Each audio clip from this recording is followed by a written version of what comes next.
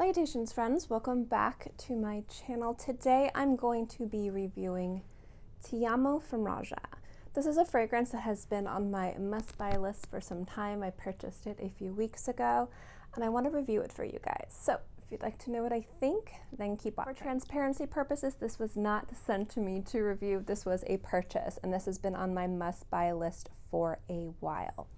Now, Roja, again, I don't really think I have to go super into this, but if this is your first time hearing about the House of Roja, they are an expensive fragrance house. This fragrance retails for, I think, about $525 full retail price. Very pricey bottle of perfume, very expensive. And some people don't like the price point of Roja. Some people think it's overpriced. Some people think that it's not worth the price. I think everybody has the right to their own opinion in regards to the price point of perfumes. I myself am a fan of the House of Roja, and I myself have no issue with certain fragrances from the house being at specific price points, this being one of them. So this is a fragrance that I love, and I purchased, and I bought. Now, the other thing with the House of Roja is I don't expect creativity or ingenuity. I don't expect new compositions. I expect the best. So these are compositions that you have smelled before, so you might be able to find things cheaper that smell beautiful and work very well and perform very well for half or even a quarter of the price. So I'm not going to sit here and say that you need to spend this much money for this type of fragrance from the house.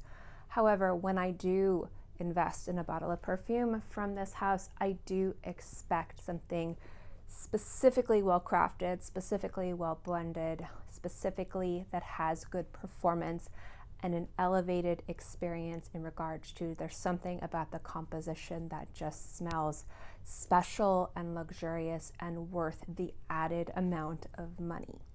And just because I think that doesn't mean that everyone else thinks that. So I'm just letting you guys know where I'm coming from when I review exceptionally expensive bottles of perfume. Now, Tiamo is one of these fragrances from the house that I find to be very romantic, very beautiful, very whimsical. It definitely smells like an old world glamorous fragrance, and it has a very unique note in here that I love seeing in perfumery, especially when it's utilized as more of an aromatic and less as something that is used as a gourmand, sexy, sultry note, even though I love it when it's utilized as a sexy, sultry note, and that is cocoa. So when chocolate is in fragrances, it can be lactonic, milky, creamy, sexy, and I love that. But the thing with chocolate too is it can be dusty, it can be dry, it can be earthy, and it can have the chocolate nuances without that creaminess. And when that is utilized as more of an aromatic, it can really uplift and add a unique take to a composition rather than just something creamy and delicious. And that is what the note does in this fragrance. So that is, for me, the reason why this fragrance is so good is the addition of cocoa. Now, like most of the fragrances from the House of Roja, there are a lot of notes. I'm going to read the notes for you, but I'm going to emphasize a few specific notes. This is technically a shared fragrance. It does smell like a shared scent, but it does smell like it leans on more of the feminine side, the more feminine, glamorous, vintage smelling fragrances. There is some heliotrope, there is a soft powdery element, there is some earthy patchouli in here that's really gorgeous. There is a warmth, a lot of different elements in here. It smells more feminine leaning than masculine leaning, but it is a shared scent. In my opinion, according to what I think. Just because I think it doesn't mean it's correct. So you're going to have Mandarin and Bergamot, and this gives it, in my opinion, a bright opening, a little tiny. The Mandarin comes off a little bit waxy, I'm not saying that Mandarin in and of itself is a waxy citrus, but it comes off a little bit waxy in the opening. At the heart, you have ylang ylang, lily of the valley, orange blossom, you have jasmine, rose, pineapple, and heliotrope. Of these notes, in my opinion, the two that are more predominant is definitely the Heliotrope and the Orange Blossom. I do like the tart juiciness of the pineapple. It's kind of like that acidic brightness that works really nice with the Bergamot and the Mandarin in the opening, but I find that if you are looking for like a distinctive heart, you are getting more of the Heliotrope and the Orange Blossom. But you can pick up the Lily. The Lily is a little bit more green and fresh, a little bit ginger zesty. The Rose is sweet. The Jasmine is just a jasmine. I wouldn't say it's specifically like a jasmine sambac, something animalic or musky. It's just a nice soft jasmine. But again, you're getting most of the Orange Blossom and the Heliotrope. I know I said that wrong. At the base, this is where you get everything. This is where I'm really going to be focusing most of my review on. So you have pink peppercorn, you have Gaiac wood. Gaiac wood is a great wood, especially because of its earthy undertones, and it pairs really beautifully with florals. I really like seeing it as a component in very complex fragrances because it is a great bridge between heart notes and base notes, especially if you want woods and aromatics and you want them to play nice together. Gaiac wood is gorgeous, and when it is center stage, it is absolutely fantastic. I love Gaiac wood. You have sandalwood, you have ginger. The ginger in here is a separate little bit of a zestiness than the gingery spiciness of lily. There are two different little bits of a little bit of spiciness that you get, but it's not a spicy fragrance. It's just little things that you're picking up. You have labdanum, you have carrot in here, vanilla, patchouli, cumin, saffron, galbanum, tonka bean, iris, cinnamon, vetiver, musk, and cistus. Now specifically the two notes I want to kind of mention is the iris and the tonka bean. These notes can lean very super powdery, and I know that I myself love a powdery fragrance. This has a soft powdery esqueness to it, but it does not smell powdery. It does not smell like talcum powder, baby powder, soft stale lipstick powder. It is a soft aromatic element in the background. So if you do not like powdery fragrances, don't be scared to try this fragrance because it is not a front and center powdery scent, but it does have a soft powderiness to it. The carrot kind of balances the iris and the tonka. The cocoa in here is what I really love. The cocoa is giving this a nice earthy bitterness. And the cumin is really nice too. Now cumin is a note that I don't see very often in more feminine leaning fragrances because it can overpower sometimes. And I find it to be more predominant in woody aromatics or in very specific floral dominant scents where you need a touch of something very unique and special. But when it is used to balance, I think that it can be very strong and very, very good, a very good choice. And in here you can pick it up, but it's balanced with the cocoa. So they're kind of working hand in hand with that earthiness. And I think that that works really well with the patchouli. The patchouli in this is earthy, it's green, it's lush, it's strong, but it's not overtly powerful in a way where you're feeling like you're being blasted in the face with patchouli.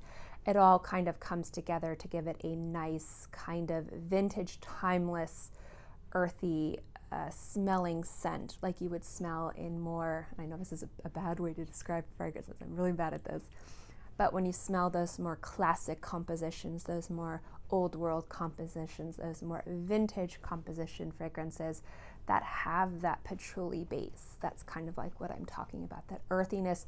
It doesn't smell vegetal, it doesn't smell damp, it doesn't smell earthy. It's just a specific way that patchouli smells, and it is really well represented in this fragrance. It's not a patchouli dominant fragrance, but with the cocoa and the cumin and the patchouli, you're getting a nice earthiness to the scent in a way that's really beautiful and very sexy and very powerful and very bold, but it doesn't feel jarring or disjointed with the rest of the composition.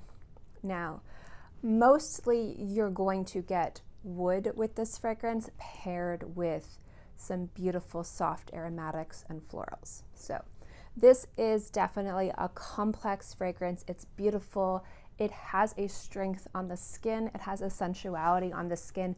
It has a sophisticated maturity on the skin. This does not smell like a youthful fragrance, but this also does not smell like a dated fragrance. This smells like a classic, timeless, just very mature, elegant scent. There's something elevated about the composition with the addition of the cocoa paired with the cumin, and I think that that's really beautiful. The soft powder in the background harkens to an old world glamour that I love. And I like that it is paired with a heliotrope and an orange blossom, which come together to give it a sensuality without it feeling like you expect, like rose and jasmine and ylang ylang. Those notes you can pick up, but they don't become front and center the way that, in my opinion, the heliotrope does over the orange blossom. And again, the opening I really enjoy because the Mandarin I find to be a little bit on the kind of waxy side. And I really enjoy the way that that kind of opens this fragrance. It kind of mimics those aldehydic fragrances that have those fatty, waxy aldehydes that I just crave in my fragrances. And it's done so beautifully in this scent. So there are times where I will describe a fragrance and I will say if it's a complex fragrance, listen to it or kind of view it as a song, as a symphony. Is it the type of song where you can hear the song but you can't pick out distinctive instruments but it's really beautiful? Or is it the type of song where you can hear the percussion, you can hear the wind, you can hear the flute, over here's a cowbell, and it's still very beautiful but you can pick up everything, the solos and the percussion and everything like that. Two very beautiful ways to listen to music, but two very different experiences. And there's nothing wrong with a perfume composition being one kind of linear smell that kind of develops, or a smell where you're picking up different notes as time goes on. Like maybe you pick up more warmth, more earthiness, more woody aromatics and things like that over time. This fragrance is more of that kind of complete symphony where you don't really pick up everything. It's blended in a way where it's very well emulsified, but you do pick up distinctive little things. So you do pick up, at least on my skin, the heliotrope. You do pick up the sweetness and the sensual softness, almost the sweetness of the orange blossom. You do get the earthiness of the cocoa and that kind of dry woodiness at the base of this, and the earthiness from the patchouli. And it's really gorgeous with the aromatics in here, and the opening is really nice too. But you're getting this very vintage, very timeless, very classic, mature scent that just smells gorgeous and beautiful and just very sexy and confident and empowering from start to finish. And yes, you can find this composition in cheaper fragrances, most definitely. I'm not going to sit here and tell you that you need to clunk down this much money to get this experience. But what I enjoy with this particularly is the cocoa paired with the cumin, with the patchouli at the base. I think it elevates this earthy sensuality and helps the woods really stand out on display. And sometimes in fragrances like this, in mature scents in this, they rely a lot on powders. And I love that. And I have other fragrances from the same house and other houses that have that powder dominant composition. But I like the earthiness and the dryness and the woodiness in these fragrances. And I like the kind of a waxiness in the opening too. And I love the way that the aromatics come together and create something really beautiful, very elegant, very refined, very easy to wear, but at the same time very sophisticated, mature, and just very gorgeous. So that is why I wanted to buy this fragrance, because it is just, this is a way that I like to smell. This is a type of fragrance I like to have in my collection. And as somebody who is a collector of Roja Parfums and who loves to see cocoa and specific aromatics and spices utilized in unique ways where they are celebrated and used smartly and beautifully and capture something that I love. And one of the ways that I like to smell is glamorous and timeless and classic, even though I myself am none of those things, which is totally fine. I like to smell that way. This is done so beautifully in a more romantic and sexy way than I would say other fragrances from the house.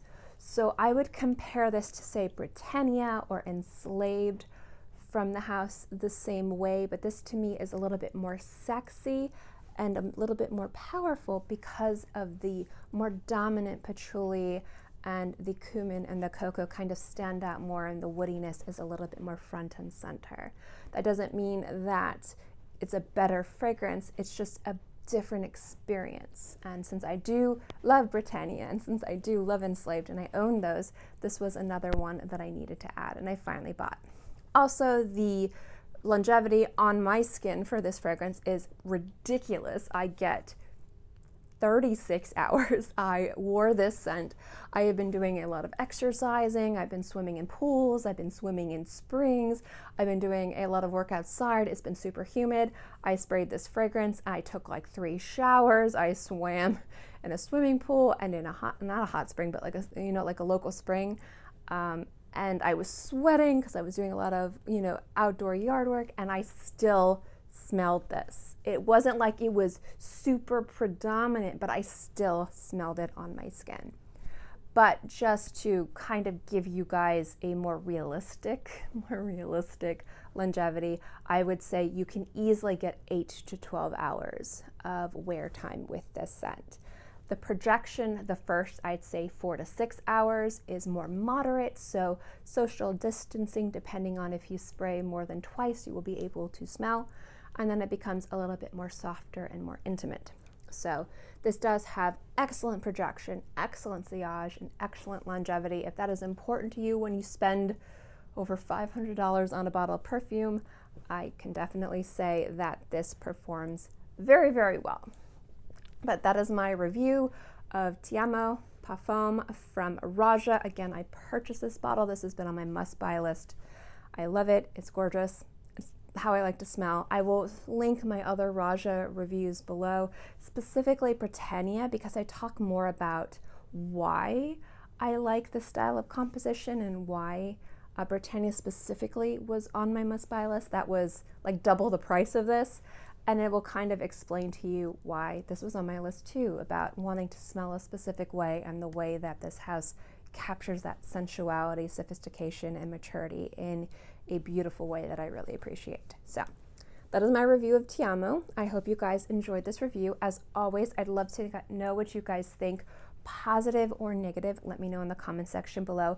And also, if you guys have tried this fragrance and you know other scents that are similar, that are cheaper, that maybe people are like, yeah, I love that scent, but I don't know if I could spend that much money. If you guys have any recommendations of things that are similar that people might not have to spend over $500 on, definitely link it in the comment section below. I'd love people to have the opportunity to go out and try scents that are similar to this, that aren't quite as expensive. So I don't want people to just think they have to buy this. I bought this because I needed it to be a part of my collection, but you do not need to spend this much money to smell like this. Just for me as a collector, it was something that I needed to own.